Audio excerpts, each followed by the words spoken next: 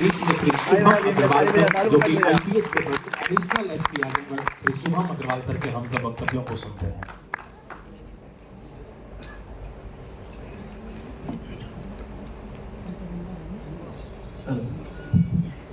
पहले तो मैं एडिशनल एसपी नहीं हूँ, एएसपी हूँ, assistant SP, assistant superintendent of police. बहुत दिनों बाद इतने सारे आप लोगों से इंटरेक्ट कर रहा हूँ क्योंकि मेरा सिलेक्शन हुआ था 2021 में, तो बहुत ज़्यादा वक्त हो गया इन चीज़ों को। हमने भी बहुत सेमिनार्स किए थे, ऐसे ही हमें बुलाया जाता था। इन लोगों ने ज़्यादातर बातें बता दी हैं, बड़ी बड़ी बातें करी हैं। उसकी तो हिंदी भी ऐसी है, मुझे आधी समझ ही नहीं आ रही थी। बहुत ही अच्छी हिंदी बोलता है वो। मैं तो आपको कुछ छोटी छोटी बातें बताऊंगा, शायद आपको काम आ जाए।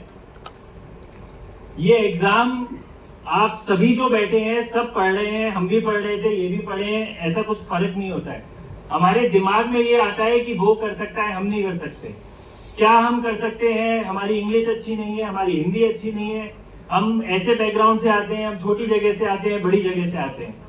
ये एक कॉमन डाउट्स हैं जो आप सभी के मन में होंगे जब आपने प्रिपरेशन शुरू करी होगी। ये मेरे मन में भी थे। मैं भी एक बहुत छोटी जगह, डबरा ग्वालियर है मध्य प्रदेश में, वहां का रहने वाला हूँ। ये मेरे भी मन में था कि क्या मैं कर सकता हूँ या क्या मैं कर सकती हूँ, ये आप सभी के मन में आता होगा। ये बात ध्यान रखिए कि कोई भी इस एग्जाम को पास कर सकता है, लेकिन जरूरत किस चीज की है? डिसिप्लिन। आप में और सिलेक्टेड कैंडिडेट्स में फर्क होता है डिसिप्लिन और माइंडसेट। आपको इतने प्रिपरेशन के लिए इतनी स्ट्रेटजीज, यूट्यूब है, इतने वेबसाइट्स हैं, अच्छे अच्छे कोचिंग्स खोल रहे हैं, कोई कमी नहीं हो सकती। कमी मतलब मेरा एक मोटो है कि अगर कोई हारता है तो वो खुद से हारता है, अगर वो कहीं गिरता है तो वो खुद की वजह से गिरता है, वो दूसरी की वजह से कभी नहीं गिर सकता। और ये बात आपको ध्यान में हमेशा रहनी चाहिए। अगर आप में डिसिप्लिन है, अगर आपको पता है कि मुझे आज 10 घंटे पढ़ना है, कि फिर घर में कुछ हो जाए, घर वाले कुछ कह रहे हैं, रिलेटिव्स कुछ कह रहे हैं, मेरी भी थोड़ी तबीयत खराब हो जाए, तो आपको पढ़ना चाहिए। ब्रेक लो, ब्रेक में कोई कमी नहीं है। मैं वो नहीं कहता कि यार 16-18 घंटे पढ़ो, और जो कहते हैं वो झूठ कहते हैं, ये भी मैं आपको बता दूं। बिल्कुल भी मत पढ़ो। बॉडी की एक कैपेसिटी होती है, उतना पढ़ो। आपको सबसे पहले जरूरत है डिसिप्लिन की। Before service, after service. अभी मैं सर्विस में हूं, मैं आपको बता दूं, सर्विस के पहले का इन लोगों से पूछ लेना, ठीक है? सर्विस के बाद का बता देता हूं। जो हमारी ट्रेनिंग होती है हैदराबाद एकेडमी में, नेशनल पुलिस एकेडमी, तो वहां पे हम सुबह 5 बजे उठते हैं और शाम के 7 बजे तक हमें प्रॉपर रगड़ा होता है। हमारा पीटी होती है, जाना होता है, कूदाकादी होती है, बाबा क्या क्या होता है। आप लोगों को वीडियो देखोगे, आप कभी जब सिलेक्ट हो जाओगे, जब जाओगे, तो आपको समझ आ जाएगा। What they teach us is discipline.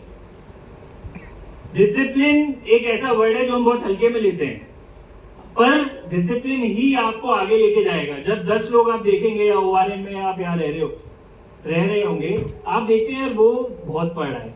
ऐसा नहीं है सिर्फ बैठ के पढ़ना है। डिसिप्लिन का मतलब होता है एकाग्रता से पढ़ना है। आपका माइंडसेट ऐसा होना चाहिए कि आज मुझे ये कंप्लीट करना है तो होगा, आज इतना एनालिसिस करना है तो होगा। सोने से पहले दिन भर में जो पढ़ा है, एक बार आप 15 मिनट दीजिए और रिकॉल कर लीजिए कि मैंने आज ये पढ़ा है, इसका मतलब ये था, इसका मतलब ये था, और इस तरीके से मैं उसको आगे लेके जाऊंगा। ये बहुत छोटी छोटी चीजें होती है जो आपको एक्चुअली में हेल्प करेंगी। आप पॉलिटी पढ़िए, एनवायरनमेंट पढ़िए, बुक्स पढ़िए, टेस्ट सीरीज दिए, बिल्कुल दीजिए, रिवीजन करिए। वो ये बहुत अच्छे से बता देंगे आप लोगों को कि आप रिवीजन, प्रैक्टिस, ये दो इसके मूल हैं अगर आपको इस प्रिपरेशन में निकलना है तो। लेकिन उसके पहले आपको ये पता होना चाहिए कि आपका माइंडसेट कैसा है, क्योंकि आज के समय में मोटिवेट करने वाले होंगे 5, डीमोटिवेट करने वाले होंगे 500। क्यों होंगे? क्योंकि उन्हें खुद ने ज्यादा कुछ अचीव किया नहीं होता है, खुद ने कुछ किया नहीं होता है, लेकिन दूसरे के बच्चे को ऊपर नहीं जाना चाहिए, ऐसा सोचते हैं। ये एक्चुअल माइंडसेट है। ये आपको सबसे पहले रिकॉग्नाइज करना चाहिए और उसके बाद ये सोचना चाहिए कि मैं इस नेगेटिविटी से दूर जाऊंगा। अब वो चाहे लड़कियां हो, उनकी कहते हैं कि आप फटाफट शादी कर लो।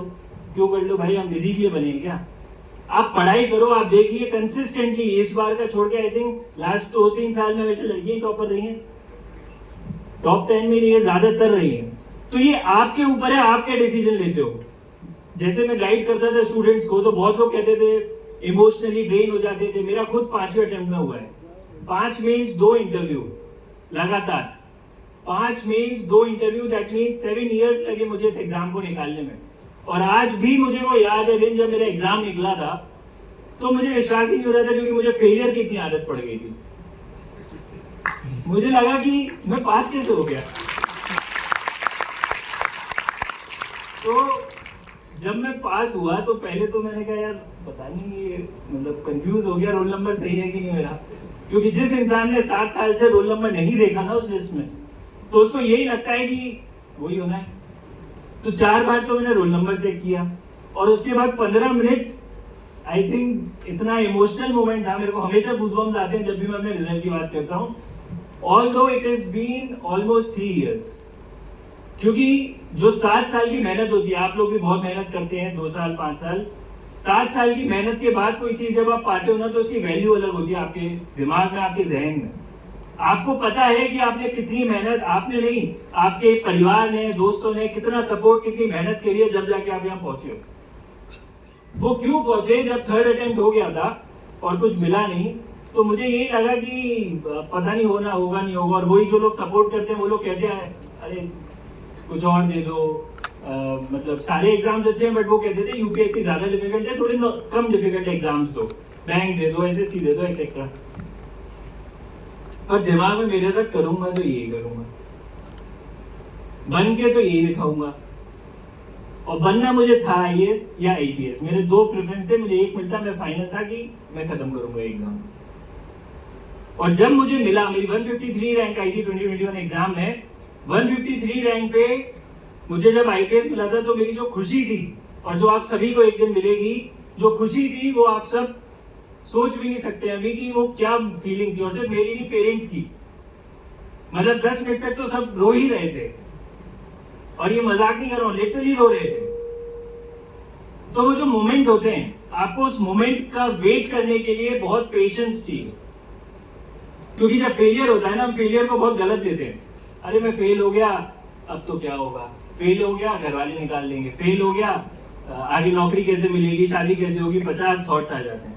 और जहां आपका दिमाग सोचना चालू किया, फिर तो वो जड़ी लगा देगा सोच सोच के।